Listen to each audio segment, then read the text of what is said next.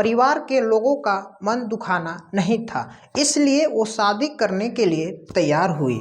पर शादी करने के बाद भी वो फिर से अकेली रहने का विचार करती थी, क्योंकि उसे खुद की लाइफ किसी के साथ शेयर नहीं करनी थी। अपने शादी की पहली रात में भी अपने पति को भी झटकार दिया। जी हाँ दोस्तों, अभी तक इस चैनल पर नए हैं तो वीडियो को लाइक कर दीजिए और चैनल को सब्सक्राइब करके बेल आइकन को ऑल पर प्रेस कर लीजिए, क्योंकि इसी तरह के और सारी नई वीडियो आपको टाइम टू टाइम मिलती रहेगी।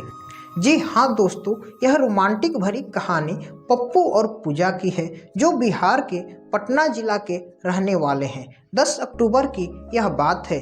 पप्पू और उसके माता पिता पूजा को देखने के लिए आते हैं। पप्पू की नज़र पूजा पर जैसे ही पड़ती है, उसे पहली नज़र में ही पूजा पसंद आ जाती है। पप्पू ने अपने माता पिता से इस रिश्ते के लिए हाँ कर दिया।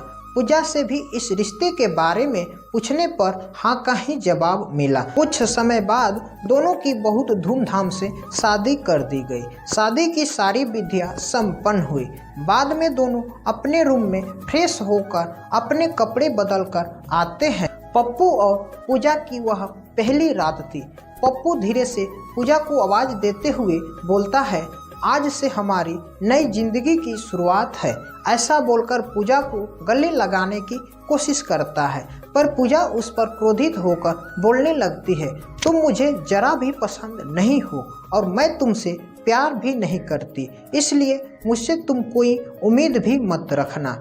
पप्पू उसकी बातें सुनकर हैरान हो जाता है। फिर भी पप्पू ने हिम्मत करके पूजा से पूछता है, अगर ऐसा ही था तो तुमने मुझसे शादी ही क्यों किया? मैंने तो तुम्हारे साथ कोई जोर जबरदस्ती तो नहीं की थी। मैंने पूछा भी था तुम्हें, फिर उस समय मना कर देती। पूजा इस बात पर बोली, मुझसे कुछ मत पूछो, केवल 2 से 3 महीने एडजस्ट करो और उसके बाद हम डिवोर्स लेकर अलग हो जाएंगे। पूजा की बात सुनकर पप्पू को बहुत बड़ा झटका लगता है। पप्पू ने पूजा को बहुत समझाने की कोशिश करती है, पर पूजा ने एक बात तक नहीं सुनी और वह अपने निर्णय पर डटी रहती है। पप्पू बोला, ठीक है, जब तुम्हें यह ठीक लगता है तो फिर यही करेंगे, लेकिन मेरा भी एक शर्त है जो तुम्हें मानना पड़ेगा। पूजा बोली, कैसी शर्त? पप्पू ने कहा, जब तक मेरे मम्मी पापा यहाँ पर हैं तब तक तुम्हें यहीं पर रहना होगा। एक बार वह गांव चले गए तो फिर सब तुम्हारे कहे मुताबिक होगा। पूजा ने बोली, आपका शर्त मंजूर है मुझे। हर रोज का दिखावा उनका चालू हो गया था। मम्मी पापा के सामने वह पति पत्नी की तरह रहना पसंद करते थे और उनको समझ में न आए इसलिए उनके सामने नाटक करते रहते थे। दोनों ही नौकरी किया करते थे।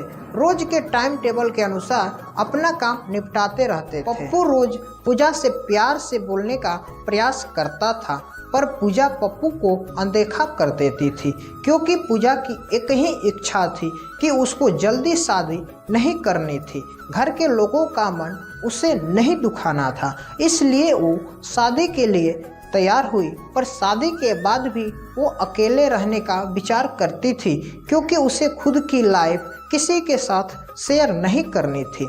इधर पप्पू हमेशा अपनी पत्नी का दर्जा देने का प्रयास कर रहा था।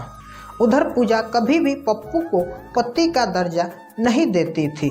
एक दिन घर के आंगन में बहुत सारा पानी गिरा हुआ था। तभी पूजा का पैर उस पर अचानक से फिसल गया और पूजा का पैर फ्रैक्चर हो गया। पप्पू ने तुरंत पूजा को में उठाकर डॉक्टर के पास ले गए। उधर डॉक्टर ने पूजा का ट्रीटमेंट शुरू कर दिया और डॉक्टर साहब ने पप्पू को बुलाकर कहा, इनका काफ़ी देखभाल करनी है, पैर पर जरा सा भी जोर नहीं देना है। पप्पू ने पूजा का बहुत ख्याल करने लगा और हर रोज उसके पैरों की मालिश करता था। घर का सारा काम और खाने की जिम्मेदारी पप्पू पर आ गई थी। पप्पू को तो पहले से ही इन सब कामों की आदत हो गई थी, इस वजह से उसे कोई दिक्कत नहीं थी। पप्पू रोज काम पर जाने से पहले पूजा के लिए नाश्ता और खाना बनाकर खुद के हाथों से उसे खिलाता और फिर काम पर चला जाता था। पप्पू कोई भी काम को उसके लिए मन से करता था। फिर भी पूजा पप्पू को प्यार से नहीं बुलाती थी। एक दिन पूजा को देखने उसकी सहेली आती है और उन दोनों के बीच काफ़ी वार्तालाप होती रहती है। तभी पप्पू दोनों के लिए नाश्ता बनाकर लाता है और पूजा से बोला, मैं मार्केट से हो आता हूँ, थोड़ा सामान लाना है, तुम दोनों को अगर कुछ चाहिए तो हमें बता दो। पूजा बोलती है, अभी मुझे कुछ नहीं चाहिए। पूजा की सहेली को पप्पू को देखकर बहुत ज़ोर से झटका लगता है और पूजा से पूछती है, पूजा घर का काम सब तुम्हारा पति ही करता है क्या? पूजा बोली, हाँ, मेरा पैर फ्रैक्चर होने के बाद से घर का सारा काम वही संभालते हैं। तभी पूजा की सहेली बोली, यार तुम बहुत खुशनसीब हो जो तुम्हें इतना प्यार करने वाला पति मिला। पूजा के मन में बहुत सारे सवाल उमड़ रहे थे। तभी पूजा बोली, इसमें इतना खुशनसीब होने जैसा क्या बात है? तभी उसकी सहेली बोलती है, अरे यार, मेरा पति मुझे पूछता तक नहीं कि कैसी हो तुम, खाना खाया कि नहीं खाया, और तो और मेरे पति ने आज तक कभी मुझको चाय तक नहीं पिलाई। मुझे भी लगता था कि मेरे पति भी मेरा ख्याल रखे, ज़्यादा कुछ नहीं पर प्यार भरे शब्द ही बोले तो बहुत होता मेरे लिए। बहुत इच्छा होती है यार, पर इसके बजाय मुझे हमेशा निराशा ही मिली। बहुत मन दुखता है मेरा।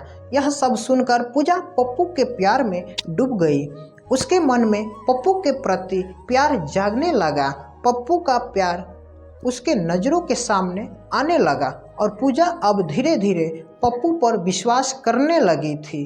पप्पू के मन में मात्र एक ही डर था कि माँ बाप गांव गए तो हमारा डिवोर्स हो जाएगा, पूजा मुझे छोड़कर चली जाएगी और समाज में मेरी इज्जत भी कम हो जाएगी। यही बातें सोचते सोचते वह सो जाता है। सुबह उठता है तो देखता है कि पूजा बहुत जल्दबाजी में थी। वह जॉब पर जाने के लिए निकलती है। तभी जाते जाते पूजा बोलती है, पप्पू टिफ़िन बनाकर रखा है, लेकर चले जाना। कपड़ों को भी इस्त्री कर दिया है मैंने और नाश्ता भी करके जाना, और हाँ, आज घर पर जल्दी आना। यह बोलकर निकल गए।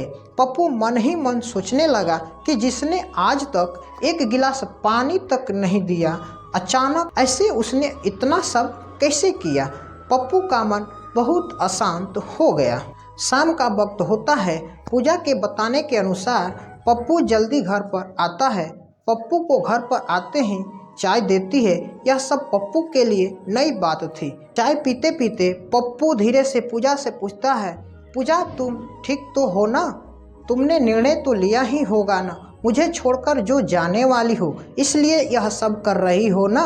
इस पर पूजा बोलती है, मैंने अपना फैसला ले लिया है और मैं कहीं पर भी नहीं जा रही हूँ। मैं पूरी ज़िंदगी तुम्हारे साथ जीना चाहती हूँ। और जाकर पप्पू को गले लगा लेती है। वो बोलती है, मैं तुम्हें छोड़कर कहीं नहीं जाऊँगी। मैं तुमसे बहुत प्यार करने लगी हूँ और ये रिश्ता हमारा कोई भी नहीं तोड़ सकता। ज़िंदगी में बहुत बड़ी भूल हो गई होती मुझसे अगर मैं तुम्हें खो देती तो।